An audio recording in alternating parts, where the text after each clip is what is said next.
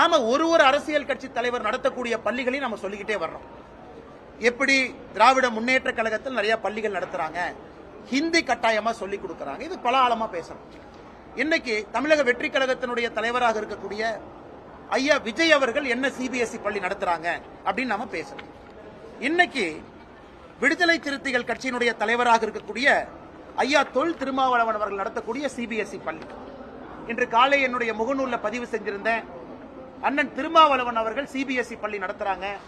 Blue star school Velachery chairman யாருன்னா தொல் திருமாவளவன். அந்த பள்ளியினுடைய சேர்மனே அண்ணன் தொல் திருமாவளவன் அவர்கள். அந்த பள்ளியிலும் கட்டாய மொழியாக 3வது மொழியாக ஹிந்தி சொல்லிக் கொடுக்கிறாங்க. அதனால பட் இந்த அரசியல் கட்சி தலைவர்கள் பள்ளிக்கூடம் நடத்துறாங்க, குழந்தைகளுக்கு அட்மிஷன் போடுறாங்க, சேர்மனா இருக்கிறாங்க, ஹிந்தி சொல்லிக் கொடுக்கறாங்க. ஆனா இதே தலைவர்கள் மேடையில் மைக் எடுத்து பத்திரிகை நண்பர்கள் முன்பு பேசும்போது வேறொரு வாக்கியத்தை பேசுறாங்க. இல்ல 2 மொழி தான் படிக்கணும், 3 மொழி படிக்க கூடாது.